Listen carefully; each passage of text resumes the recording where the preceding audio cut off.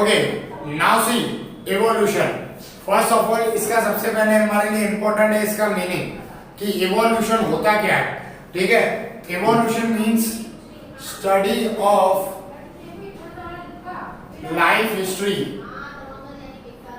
ठीक है, कि हमारी जो लाइफ की हिस्ट्री है उसकी स्टडी को हम क्या कहते हैं, इवोल्यूशन।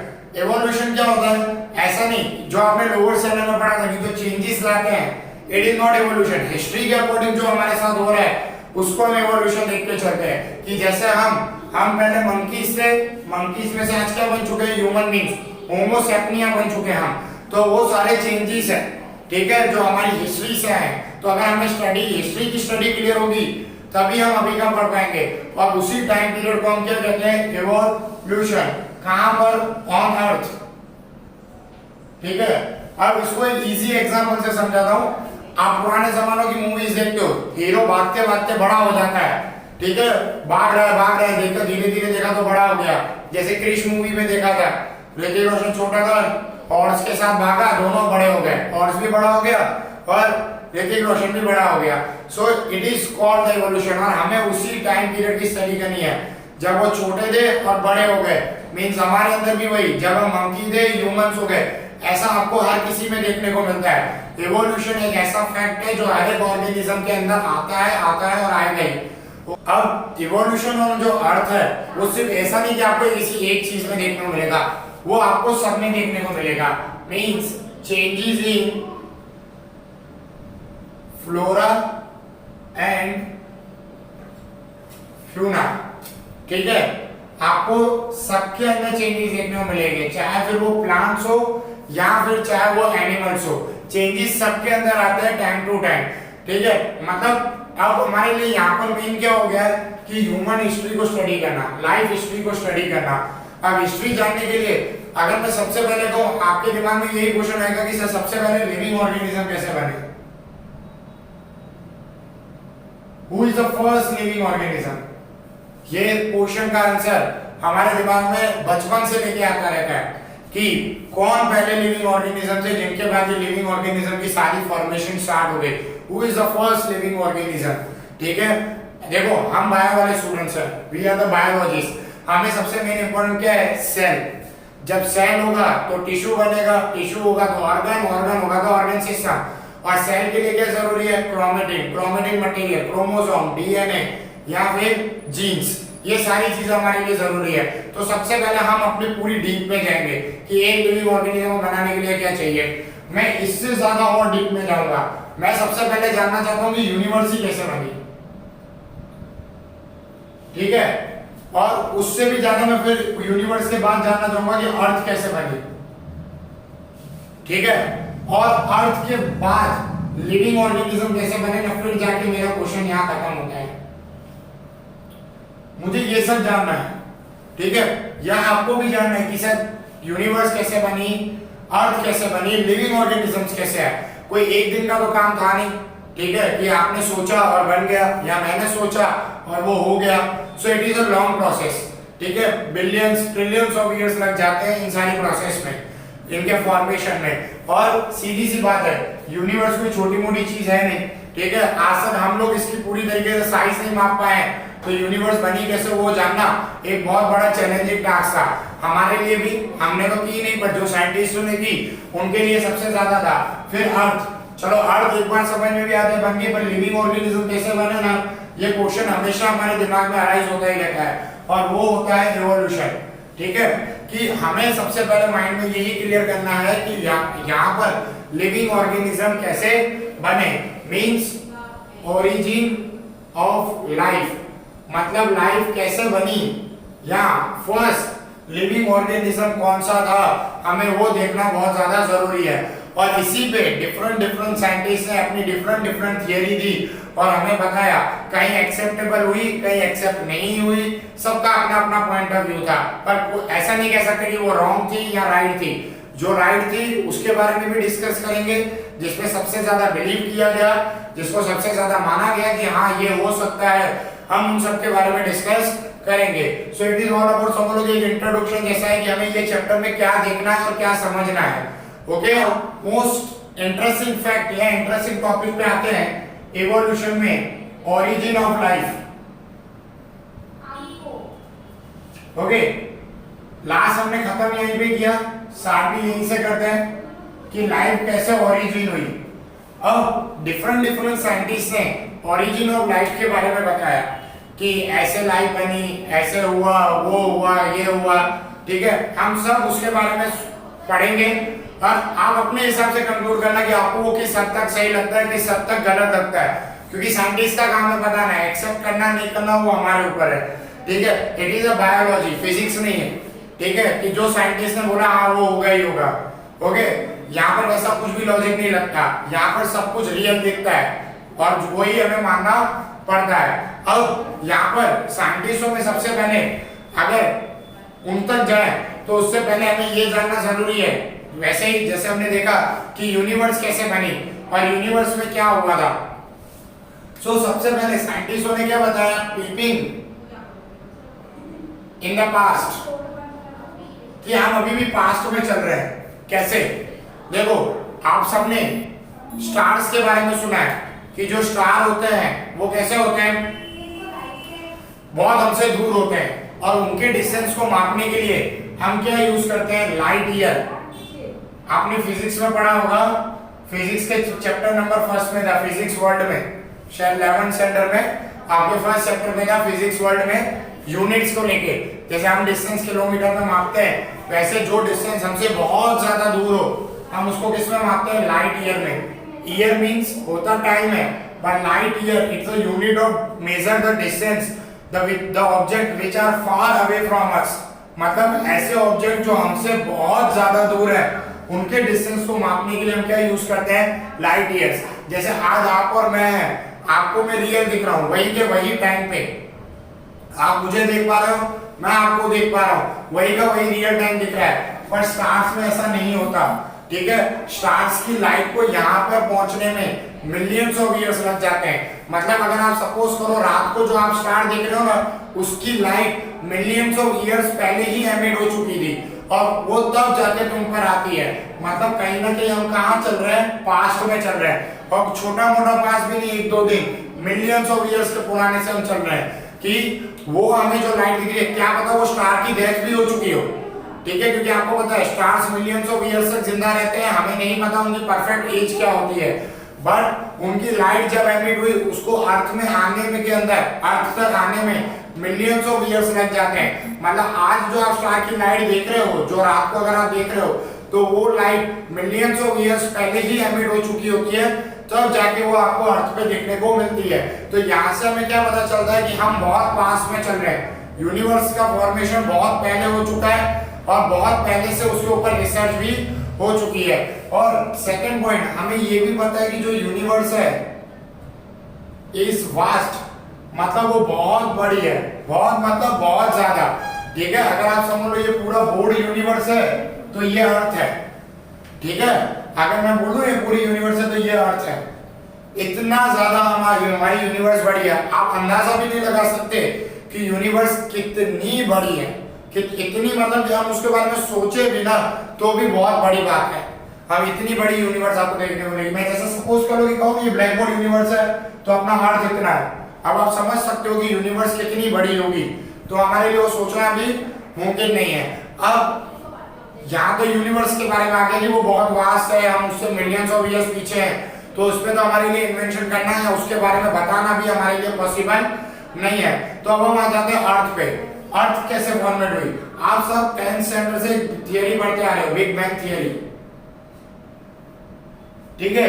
ये ऐसी थियरी थी जिसने अर्थ का फॉर्मेशन होना हमें बताया था। ये थियरी मतलब बिग बैंग कब हुआ था?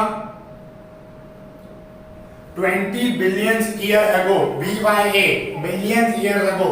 देखो यहाँ पर ये सब मैं सिंबल यूज करूंगा, BYA, TYA, trillion year ago, क्योंकि यहाँ पर सब कुछ हमें पुराना ही पढ़ना है। ओके, सो BYA, बिलियन ईयर्स अगो, तब आपको अर्थ का फॉर्मेशन देखने को मिला था। अब ऐसा भी नहीं कि यूनिवर्स में कहीं से भी अर्थ आके प्रकट हो गई, उसमें एटमॉस्फेयर आ गया, चलो लाइफ आ गई, हम लोग आ गए, सीधा ऐसा नहीं, ऐसा कुछ भी नहीं हुआ था, ठीक है। ये एक बहुत लंबी चौड़ी प्रोसेस थी, मिलियंस ऑफ इयर्स लगते थे इन सब में। सबसे पहले क्या हुआ? एक्सप्लोजन हुआ, मतलब एक ऐसा ऑब्जेक्ट जो फटा, एक्सप्लोजन आप समझ सकते हो। जैसे आज आपको पता है कहीं भी एक्सप्लोनेशन होते हैं तो क्या बनते हैं, टुकड़े टुकड़े हो जाते हैं। ठीक है, आपने कहीं पे भी एक्सप्लोनेशन देखते हो तो उसके जो, जैसे अगर आप एक छोटा सा बॉल भी ले लो, उसके अंदर भी एक्सप्लोनेशन कराओ तो उसके कई सारे टुकड़े हो जाएंगे। एक स्फीयर लो, उसके अंदर उसको ब्लास्ट करो तो भी आपको उसके कई सारे टुकड़े देखने को मिलेंगे। एक कांच का बॉल भी ले लो, उसको भी फेंकोगे तो भी उसके कई सारे टुकड़े हो जाते हैं। So it is an explosion. आपको उनके अंदर क्या देखने को मिलेगा, एक्सप्लोजन देखने को मिलेगा।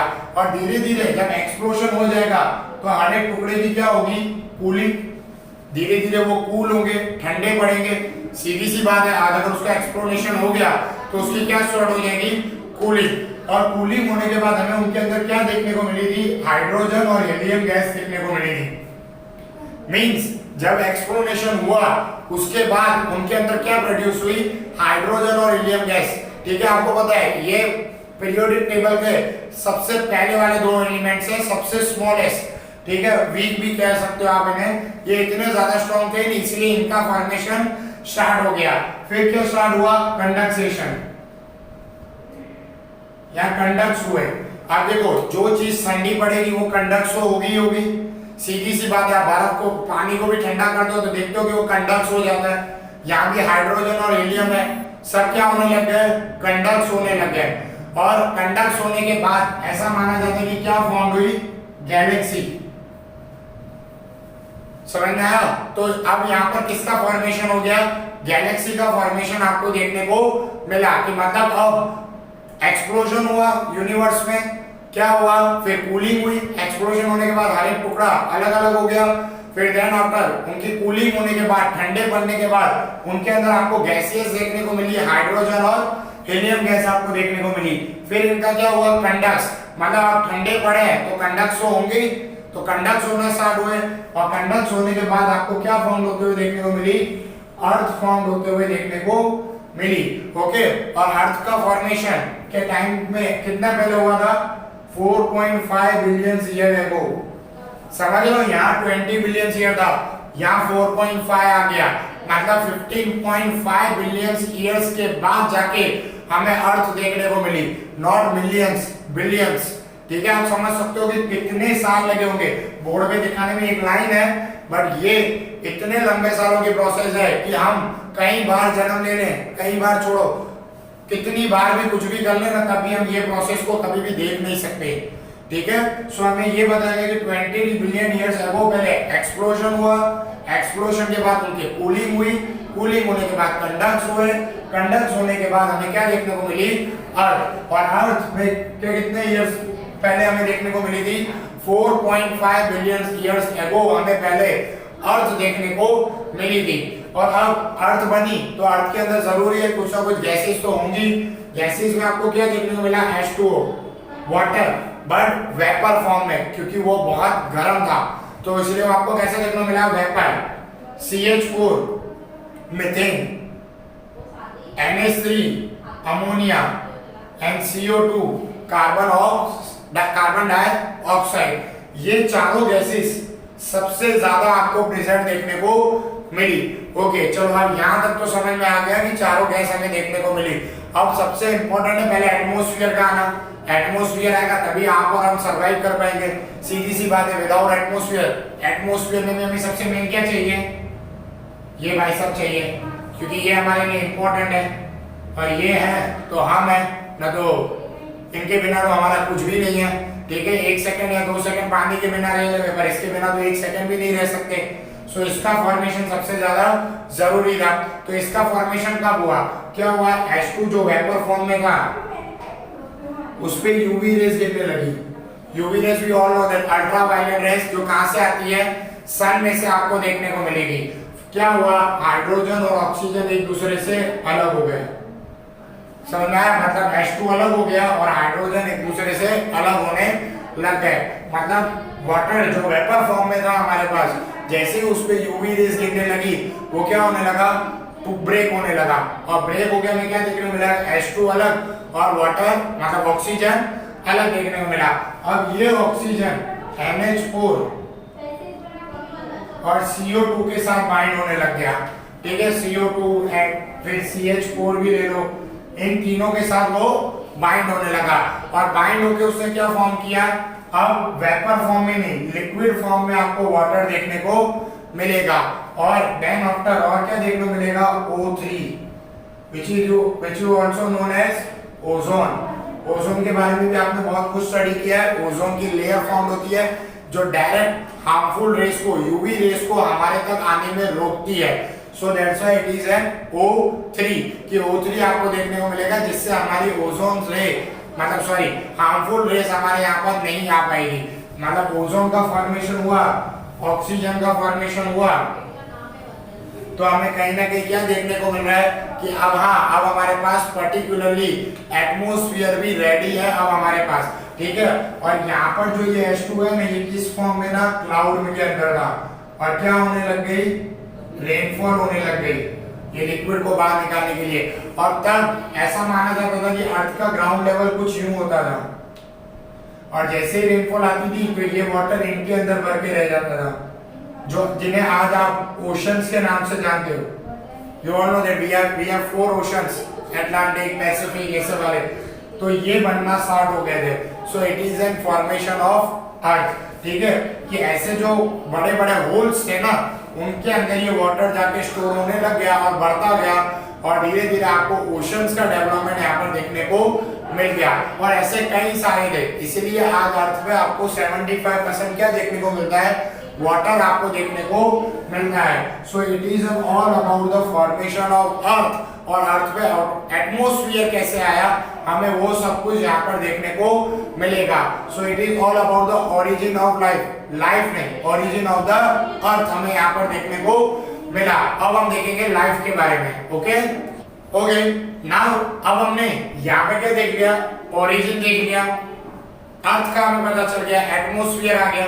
अब मेन तो हमारा सवाल वही का वही रह गया ना कि पहली लाइफ कहाँ से आई, जो हम इतने सालों से जानना चाहते हैं, जो हमारे अंदर इतनी क्यूरियोसिटी भरी हुई है कि पहली लाइफ कौन था, कौन हमें देखने को मिला था, which one is the first human being, sorry first living organism भी कौन था जो हमें देखने को मिला। हम लिविंग ऑर्गेनिज्म तक नहीं जाएंगे, हम सबसे पहले सेल को फाइंड करेंगे कि सबसे पहले सेल हमें कहां पर देखने को मिले। सो दैट्स व्हाई अब हमें यहाँ पर ये जानना जरूरी है कि सबसे पहले लिविंग ऑर्गेनिज्म कैसे देखने को मिले। अब यहाँ पर आपको थियरीज देखने को मिलेंगी, बहुत सारे साइंटिस्ट हैं जिन्होंने बहुत कुछ तरीके से बताया, हाँ ऐसा हुआ, ऐसे लाइफ देखने को मिली, वो हुआ था इसलिए ऐसे लाइफ आ गई, सब कुछ आपको यहाँ पर बताया जाएगा। कि एक समझो ना कि ढगला भर के रिसर्च हुई थी कि लिविंग ऑर्गेनिज्म कैसे यहाँ पर अर्थ पे हमें देखने को मिले थे, और उसी रिसर्च के बारे में हम यहाँ पर डिस्कस करेंगे। अलग अलग साइंटिस्ट, अलग अलग रिसर्च, अलग अलग अपने अपने तरीके। सबसे पहले ग्रीक साइंटिस्टों ने इन्वेंशन की। अब ग्रीक साइंटिस्टों ने क्या बताया कि यूनिट ऑफ लाइफ क्या है, स्पोर। स्पोर मींस कि ह्यूमन बीइंग मतलब लिविंग ऑर्गेनिज्म है वो किसी और प्लैनेट से आए थे, मतलब आपकी लैंग्वेज में कहें हम क्या है, एलियंस है, ठीक है। उन्होंने क्या बताया, अर्थ पे जब एटमॉस्फेयर फॉर्म हो गया तो कोई और प्लैनेट था, उसने अपने स्पोर्स यहाँ पर भेजे और फिर यहाँ पर उन्होंने सरवाइव करना स्टार्ट कर दिया, ठीक है। अब ये भी लॉजिक बहुत खतरनाक था और कहीं ना कहीं मानने जैसा भी है कि क्या पता ऐसा भी हुआ। कई बार तो हम खुद को भी ऐसे ही मानते हैं क्योंकि हमें ह्यूमन बीइंग जैसा कुछ और देखने को ही नहीं मिलता, या एक एनिमल जैसा दूसरा कोई एनिमल देखने को ही नहीं मिलता, तो क्या पता ये कहीं और से ही आया, ठीक है। सो दैट्स व्हाई उन्होंने यही बताया कि कहीं मतलब कई सालों पहले उन्होंने अपने स्पोर्स भेजे थे, खुद नहीं आए थे, अपने स्पोर्स भेजे थे, ठीक है। सो उसके बाद आपको इसने यहाँ पर अर्थ पे क्या देखने को मिली, लाइफ देखने को मिली, और इस प्रोसेस को उन्होंने क्या नाम दिया, पैंसेपर्मिया। नाम याद रखना, मोस्ट इंपोर्टेंट, पैंसेपर्मिया, ठीक है। ये रिसर्च को नाम दिया गया।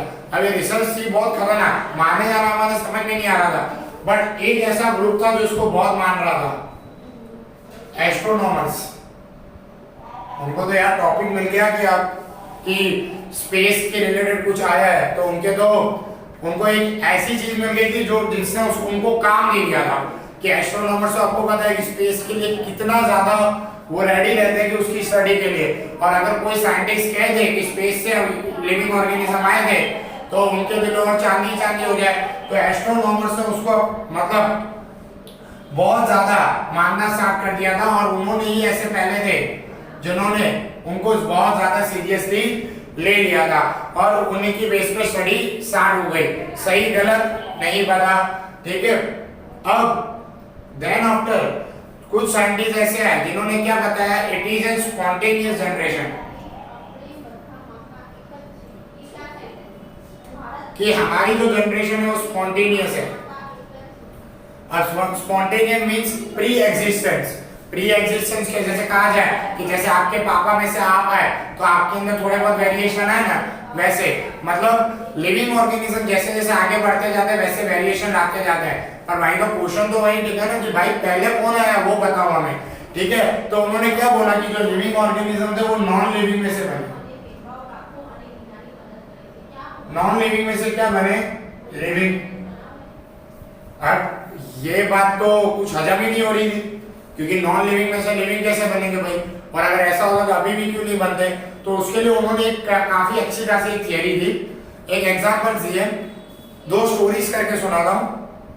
एक उन्होंने बोला कि एक साइंटिस्ट थे, पहले के साइंटिस्टों पर ऐसा तो था नहीं कि बड़ी बड़ी लैबें होती थी, वो घर पे ही रिसर्च करते थे, घर पे ही सब कुछ करते थे, ठीक है। तो उन्होंने क्या किया, एक दिन वो रिसर्च कर रहा था साइंटिस्ट, काफी अच्छे खासे मूड में था, काफी देर रिसर्च की, बहुत अच्छा मूड, उसको पता ही नहीं चला कब रात हो गई, ठीक है। साइंटिस्ट एप्रॉन पहन के स्टडी करता था और उसके घर में एक वीट की गेहूं पड़ी थी, बोरी पड़ी थी गेहूं की, ठीक है, वो पड़ा हुआ था। अब वो साइंटिस्ट ने क्या किया, अपना एप्रॉन निकाला और वो बोरी के ऊपर रख दिया। अब वो बोरी पूरी तरीके से ढक गई। आपको पता है जहां भी गेहूं होते हैं वहां कौन आता है, चूहे आते हैं। And wheat is a non living, ठीक है। और उसी में से क्या मिले हमें, माइस मिले। तो भाई हुआ ना, नॉन लिविंग में से लिविंग मिला ना। तो ये यहाँ पर उन्होंने रिसर्च की। मतलब पहले बात तो भाई हमने भी ऐसा नहीं सोचा कि ऐसा होता होगा, यहाँ तो उन्होंने कुछ नया ही बता दिया, हम भी सब मानने लगे हाँ क्या पता ऐसा होता हो। फिर दूसरा उन्होंने एक स्टोरी सुनाई। आप सपोज कर लो कि आपके घर पे ऊपर, यहाँ सपोज कर लो कि एक झोपड़े वाला घर है, ऊपर टायर डंडे ऐसे सब कुछ पड़ा रहता है, ठीक है। उसपे कैसे अपने आप मच्छर आ जाते हैं, गंदा पानी पड़ा अपने आप मॉस्किटोज आ जाते हैं। वाटर है तो नॉन लिविंग ही ना, water is a non living, we all know very well कि वाटर नॉन लिविंग है। फिर उसमें मॉस्किटोज आ जाते हैं, ठीक है, माइक्रो ऑर्गेनिजम्स आ जाते हैं। तो ये क्या हुआ, सीधी सी बात है, नॉन लिविंग में से लिविंग मिले ना आपको, ठीक है। एक और एग्जांपल देता हूं, एक डिश लो, उसमें आप अपना खाना रख दो और उस डिश को ढक दो, ठीक है, वो कभी खराब नहीं होगा। कवरिंग हटा दो, देखो कैसे दूसरे दिन तक उसके ऊपर माइक्रो ऑर्गेनिज्म डेवलप हो जाते हैं। कहां से आए, सो ये नॉन लिविंग में से क्या बना, लिविंग बना। समझ में आया, मतलब नॉन लिविंग से हमें लिविंग का फॉर्मेशन होते हुए देखने को मिला। अब ये भी बहुत एक खतरनाक चीज मैंने हमने देखी, हम रोज ये देखते हैं, फिर भी हमने कभी ऐसा नहीं सोचा कि नॉन लिविंग में से लिविंग बन रहा है। पर यहाँ साइंटिस्ट वाला दिमाग था, ठीक है। तो उन्होंने ऐसा बोला, एक्सेप्टेबल नॉट एक्सेप्टेबल वो हम उस पर जाएंगे ही नहीं अभी हम यही देखेंगे, ठीक है। देन आफ्टर एक साइंटिस्ट है प्रेस्टूअल, दो साइंटिस्ट उनके साथ और थे, रेडर और स्पेनेजरस, ठीक है। उन्होंने रिसर्च की और उन्होंने बताया, उन्होंने सेम कुछ नहीं स्पॉन्टेनियस रिएक्शन को ज्यादा लेने की ट्राई किया। उन्होंने भी यही बोला कि अगर आप एक फ्लास्क लो, ठीक है, यहाँ पर इनका लॉजिक भी देखना, अगर उसमें कुछ लिविंग ऑर्गेनिज्म आप डाल दो, माइक्रो ऑर्गेनिज्म बैक्टीरिया कुछ भी डाल दो, तो विद इन नेक्स्ट डे तक उनका नंबर डबल हो जाता है या बहुत ज्यादा हो जाएंगे। अब देखो भाई बैक्टीरिया भाई साहब का तो ऐसा है ना कि वो एक 6-7 घंटे में 10⁸ टाइम्स बढ़ जाते हैं। यूनिसेल्युलर है, यूकैरियोटिक है, तो वो तो विद इन 6 to 8 आवर्स में उनका नंबर कितना बढ़ जाएगा, 10⁸ टाइम्स बढ़ जाएगा। तो सीधी सी बात है, ये तो होना ही है। और उन्होंने क्या बोला कि ऊपर की तरफ से आपको इसको क्या रखना पड़ेगा, क्लोज रखना पड़ेगा, ओके। इसको आप क्लोज रखोगे तब अंदर ये जो बैक्टीरिया है या माइक्रो ऑर्गेनिज्म है इनका नंबर बढ़ जाएगा। लेकिन ये वाली थियरी हाँ हम कह सकते हैं नॉट एक्सेप्टेबल है। अरे भाई पहला कहां से आया वो तो बताओ। आपने बोला लिविंग ऑर्गेनिज्म अंदर रख दे, एक मिनट, आपने बोला लिविंग ऑर्गेनिज्म अंदर रख दे, हमने रख दिए, बट पहला आया कहां से वो तो बताओ। एक लिविंग ऑर्गेनिज्म आने के बाद तो हमें भी पता है कि डबल कैसे होंगे, ये तो हम भी पढ़ते हैं, एनिमल किंगडम, प्लांट किंगडम में पढ़ा, रिप्रोडक्शन इन ऑर्गेनिज्म पढ़ा, रिप्रोडक्शन इन फ्लावर्स पढ़ा, रिप्रोडक्शन इन ह्यूमन बीइंग्स पढ़ लिया, वो तो हमें भी पता है कि एक से डबल कैसे होंगे, बट पहला कहां से आया वो तो हमें अभी तक पता नहीं चल रहा। ठीक है, ये तीनों थियरी में से एक ये अनएक्सेप्टेबल थी, बट ये दोनों में तो सोचना पड़े कि भाई क्या होगा, पर अभी भी हमें ये नहीं पता चल रहा था कि पहला फर्स्ट कौन आया। हमारे लिए सबसे बड़ा क्वेश्चन अभी भी वही बना हुआ है कि what is which is the first organism. Then after दो साइंटिस्ट है जिन्होंने पूरा दमखम दिखाया, ठीक है, जिन्होंने हमें बताया ओपेरियन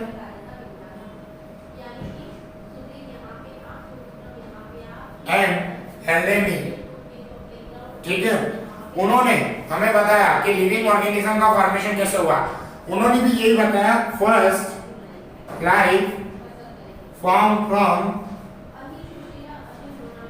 नॉन लिविंग, उन्होंने भी यही बोला, उन्होंने इसी को यहां थोड़ा चेंजेस लाया। कैसे चेंजेस वो बात करते हैं। उन्होंने क्या बोला कि जो फर्स्ट था लिविंग ऑर्गेनिज्म या सेल, ठीक है, वो किसमें से मिला, नॉन लिविंग में से मिला। नॉन लिविंग में से कैसे, बाय द केमिकल इवोल्यूशन। अब इसको भी एक और एग्जांपल लेता हूं। आप सबने गाय का गोबर देखा होगा, काऊ डंग, ठीक है, वो पड़ा होता है, कैसे उसके अंदर से मॉस्किटो ये सब निकल जाते हैं, by the chemical reaction.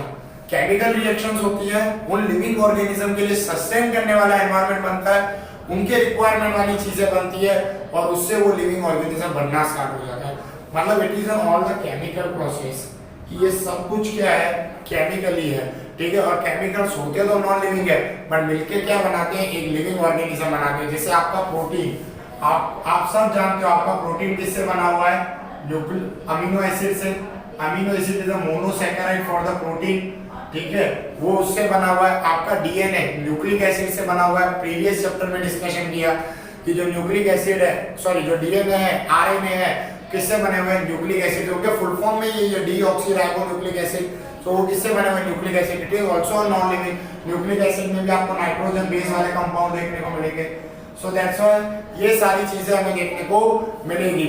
So it is all about the origin of the life. अभी भी यहाँ पर पहला ऑर्गेनिज्म कहाँ से है वो नहीं पता चला, वो आगे चलते जो साइंटिस्ट है एसएल मिनेलर, उन्होंने हमें बताया। इन दोनों की मदद, इन दोनों ने जो थियरी दी ना, ओपेरन और हेल्डेनिन ने, उनकी मदद से उन्होंने एक एक्सपेरिमेंट किया और उस एक्सपेरिमेंट से हमें पता चला कि हाँ, पहला लिविंग ऑर्गेनिज्म हमें कैसे देखने को मिला होगा या वो कैसा होगा।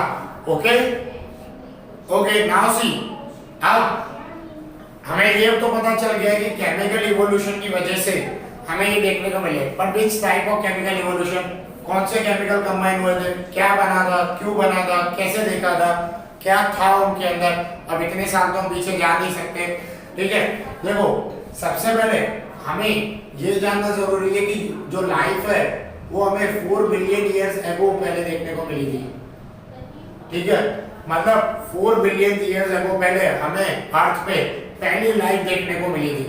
मतलब अर्थ को फॉर्म हुआ 4.5 बिलियन हुआ, मतलब 500 मिलियन ईयर्स के बाद हमें यहाँ पर लाइफ देखने को मिली थी। 500 मिलियन ईयर्स भी कोई छोटा मोटा टाइम नहीं है, बहुत बड़ा है। हमारे लिए 0.5 बिलियन है, और 0.5 बिलियन मतलब 500 मिलियन होते हैं, तो आप समझ सकते हो कि वो कितना लंबा टाइम होगा।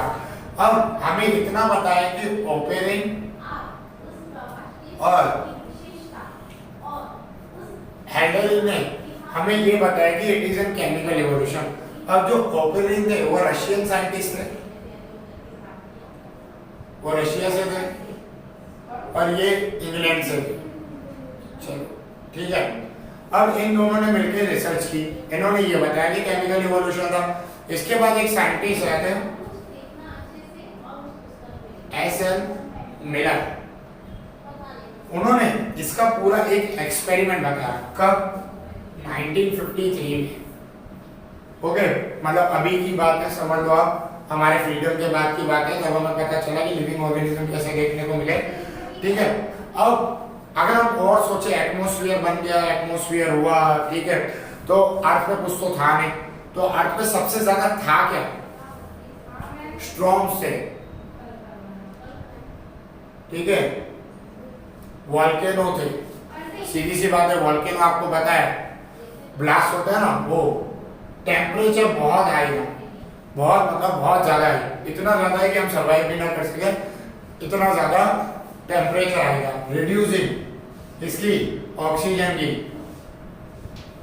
जैसे मैंने कहा ना, वाटर वेपर्स के फॉर्म में था तो ऑक्सीजन तो बनेगा नहीं, सो दैट्स व्हाई हमें यहाँ पर रिड्यूसिंग देखने को मिल रहा था, किसका? O2 का, मतलब ऑक्सीजन का यहाँ पर हमें बहुत ज्यादा रिड्यूसिंग इफेक्ट देखने को मिल रहा था। अब बाकी सब चीजें दूर रखो, आ जाते पहले वापस। मैंने आपको बताया था कि 4 चीजें आपको देखने को मिली थी अर्थ जब फॉर्म हुई थी, CH4, methane, NH3, ammonia, CO2, carbon dioxide, H2O, water, किस फॉर्म में? वेपर्स के फॉर्म में था। बस अब ये याद रखो। अब मैंने इसको इन सब के अंदर ले लिया,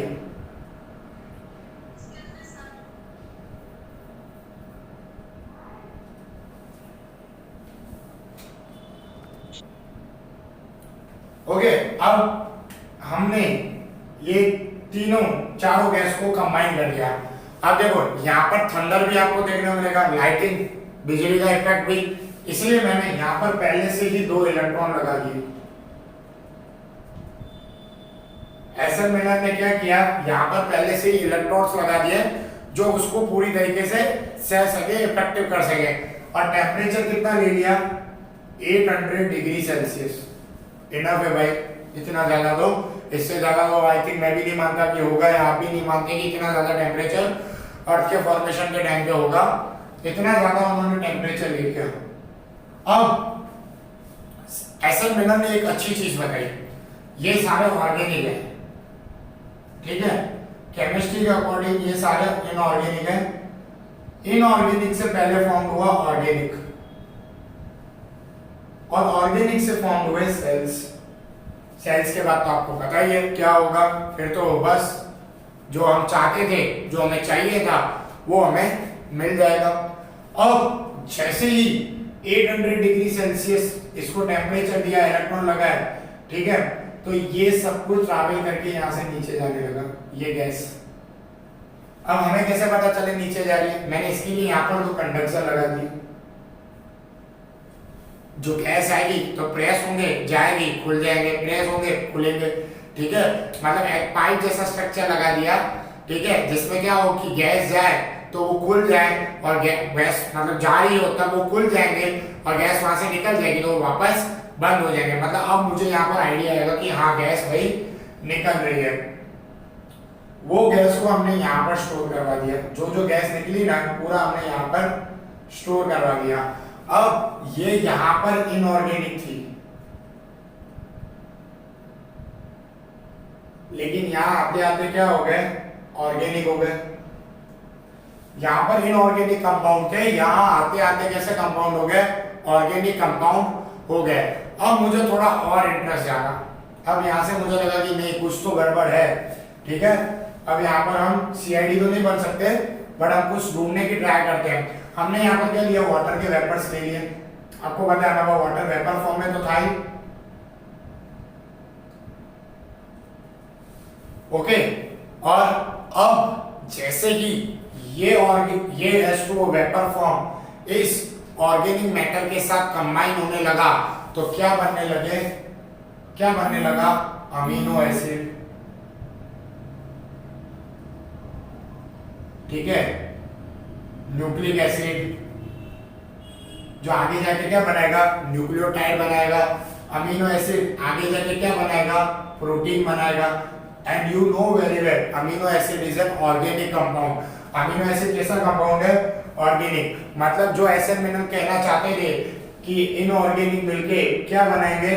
ऑर्गेनिक बनाएंगे, वो हमें यहाँ पर देखने को मिल गया कि हाँ चलो भाई, कि अब यहाँ जाके हमारी रिसर्च पूरी होती है कि हमें ऑर्गेनिक मिल गए। और ऑर्गेनिक जब साथ में जुड़ेंगे, एक साथ मिलेंगे, तब हमें क्या देखने को मिलेगा? सेल्स बनते हुए देखने को मिलेंगे, प्रोटीन बनते हुए देखने को मिलेगा। प्रोटीन से क्या बनेगा आपका डीएनए, डीएनए से क्रोमोसोम मटेरियल, क्रोमेटिक मटेरियल से न्यूक्लियस, न्यूक्लियस से सेल, फिर तो आगे आपको पता ही है क्या होने वाला है, ठीक है, इससे न्यूक्लियोटाइड बनने लग जाएंगे। ओके, तो आपको यहाँ पर सारा फॉर्मेशन देखने को मिल जाएगा कि हाँ चलो भाई अब यहाँ पर हमारा सब कुछ फॉर्मेशन अच्छे से हो रहा है, सब कुछ चल रहा है। और इसीलिए हमने यहाँ पर ये क्या लगा दिया है, वैक्यूम लगा दिया है। वैक्यूम मींस उसमें से कुछ भी चीज, एक छोटी सी गैस भी उसमें से बाहर नहीं जानी चाहिए, जो वाटर का वेपर है वो, ठीक है। कई सारे देखने को मिलेंगे वाटर, मतलब समझ लो सारे नाइट्रोजनस बेस वाले कंपाउंड भी देखने को मिल जाएंगे। अब ये चीज यहां तक नहीं रुकी, अब सबको ये हो गया कि भाई मिलर भाई साहब ने तो बता दिया, अब ये सही है या गलत है ये देखने के लिए मैं भी इस एक्सपेरिमेंट को फिर से करूंगा। तो किसी ने किया तो फैटी एसिड बन गया, you know very well, fatty acid plus glycerol क्या हमें देता है, फैट और लिपिड देगा, तो वो चीज यहां पर बनना चालू हो गई। और किसी ने किया तो कार्बोहाइड्रेट्स के डिफरेंट डिफरेंट फॉर्म्स देखने को मिल गए। मतलब ये तो भाई मतलब ऐसा हो रहा था ना कि सोने पे सुहागा, चांदी हो गई, कि पहले तो भाई सिर्फ नाइट्रोजन बेस वाले कंपाउंड देखने मिले थे, बार बार करते थे, दूसरों ने किया तो उनको तो अलग अलग चीजें मिलने लग गई, किसी को कार्बोहाइड्रेट, किसी को फैटी एसिड, मतलब जो एक लिविंग ऑर्गेनिज्म के लिए कंपोनेंट चाहिए ना भाई साहब वो तो सारे मिलना चालू हो गए, मतलब ऑर्गेनिक मिलना चालू हो गए। और जैसे ये वाटर ठंडा पड़ा, सीधी सी बात कूलिंग करवाई इसे, तो इस वाटर के अंदर हमें सबसे पहले वाटर ऑर्गेनिज्म देखने को मिलना स्टार्ट हो गए। मतलब एसएम विलियम भाई साहब ने एक कंप्लीटली हमें ये बता दिया एक एक्सपेरिमेंट के थ्रू कि लिविंग ऑर्गेनिज्म पहली बार कैसे बने। लिविंग ऑर्गेनिज्म कैसे बने, नॉन लिविंग में से ही बने। नॉन लिविंग में से पहले जो इनऑर्गेनिक थे वो किस में कन्वर्ट हुए, ऑर्गेनिक में कन्वर्ट हुए। और ऑर्गेनिक से हमें क्या देखने को मिले, हम लोग देखने को मिल गया आपको सेल्स, टिश्यू, मतलब मेन हमें जो चाहिए था प्रोटीन, लिपिड, ठीक है, कार्बोहाइड्रेट्स, वो सब हमें यहाँ पर देखने को मिल गए। और क्लियरली यहाँ पर आपको फॉर्मेशन देखने को मिल गया किसका, ऑर्गेनिक्स का, ठीक है। और ऑर्गेनिक कंपाउंड मिल गए, फिर आगे रिसर्च करना बहुत ज्यादा इजी हो गया था। यहाँ पर एक और चीज आई, क्या आया, बायोजेनेसिस। जेनेसिस जानते हो आप, जेनेटिक, बायोलॉजिकली यहाँ पर जो फॉर्म हुआ, बायोलॉजिकली आपको जेनेसिस फॉर्म होते हुए देखने को मिल गए। इसे हम क्या कहते हैं, बायोजेनेसिस। क्योंकि देखो अगर आप कोई भी सेल देखोगे तो सबसे बाहर क्या देखने को मिलेगी, प्लाज्मा मेम्ब्रेन। किससे बनी हुई है भाई, प्रोटीन और लिपिड से बनी हुई है, हो गया बायोजेनेसिस। कोई भी चीज उठा के देख लो, माइटोकॉन्ड्रिया क्या देखने को मिलेगा अंदर, डीएनए, प्रोटीन, राइबोसोम, वो देखने को मिलेगा। चलो राइबोसोम से एक और अच्छी चीज याद है, आरएनए। फर्स्ट जेनेटिक मटेरियल जो वर्ल्ड में देखा गया था डीएनए से भी पहले, वो क्या था, आरएनए, ठीक है। आरएनए में से हमें सारी चीजें देखने को मिली, फिर ही डीएनए की डिस्कवरी हुई। क्योंकि बैक्टीरिया और माइक्रो ऑर्गेनिज्म के अंदर हमने इससे पहले वाले चैप्टर 6 में देखा डीएनए नहीं होता, क्या होता है, आरएनए होता है। आरएनए तो आपको लिविंग मतलब हायर ऑर्गेनिज्म में देखने को मिला डीएनए, ना तो लोअर ऑर्गेनिज्म में तो क्या था, आरएनए ही था। और हमें सबसे पहले क्या देखने को मिला, आरएनए ही देखने को मिला। So it is all RNA में आके चीज रुकी। और आरएनए में क्या था, न्यूक्लिक एसिड, और वो भी भाई साहब कहां से आया, इसी एक्सपेरिमेंट से आया। मतलब कहीं ना कहीं रिसर्च पूरी तरीके से सक्सेसफुली जारी थी कि हाँ लिविंग ऑर्गेनिज्म किसमें से बने हुए, ऑर्गेनिक मटेरियल में से। ऑर्गेनिक कहां से बना, इनऑर्गेनिक में से। इनऑर्गेनिक तो सीधी सी बात है, जब अर्थ का फॉर्मेशन हुआ तभी वो सब बन चुके थे। तो हम उस पर और क्या अपनी कमेंट करते हैं, क्योंकि हमने इससे पहले पढ़ा कि यूनिवर्स में एक्सप्लोजन हुआ, कूलिंग हुई, फिर देन आफ्टर हमें डिफरेंट मॉलिक्यूल्स देखने को मिले और अर्थ फॉर्म होते हुए देखने को मिली। और सीधी सी बात है, ये 3-4 ऐसे कंपाउंड है जो आपको कहीं पे भी मिल जाएंगे। मीथेन हो वो तो आपको गाय का गोबर में भी मिल जाएगा, मीथेन तो सीधी सी बात है। अमोनिया है, कार्बन डाइऑक्साइड का, चाहे वाटर के वेपर से, वो सब मिलना स्टार्ट हो गए। और फिर धीरे धीरे की हमारी जो रिसर्च थी वो आके यहाँ पर खत्म हुई कि ह्यूमन लाइफ कैसे बनी, सॉरी लाइफ ही कैसे बनी, ठीक है। वो हमारी यहाँ पर रिसर्च कंप्लीट हुई। हमें यहाँ पर अब लाइफ के बारे में पूरा आइडिया आ गया था कि हाँ लाइफ कहाँ से आई, इनऑर्गेनिक, ऑर्गेनिक, फिर आपको लाइफ देखने को मिलेगी। मतलब हम यहाँ पर हमारे पास कंप्लीट नॉलेज आ चुकी है कि इवोल्यूशन स्टार्ट कहाँ से हुआ। अब हम नेक्स्ट लेक्चर से इवोल्यूशन के बारे में देखेंगे कि अब बन तो गया, अब वो ऑर्गेनिज्म के अंदर कैसे चेंजेस है, वो ऑर्गेनिज्म, नया ऑर्गेनिज्म कैसे बना है, नए और कैसे बने, नंबर कैसे उनका बढ़ा, और कैसे हमें 1 by 1 न्यू जनरेशंस देखने को मिलना स्टार्ट हो गई थी। So it is all about the evolution history, ठीक है, history of study of life history. अब हमने हिस्ट्री देख ली, और हिस्ट्री भी ऐसा नहीं कि 100 साल 200 साल पुरानी बताई हो, 200 बिलियन ईयर्स बताई है, ठीक है।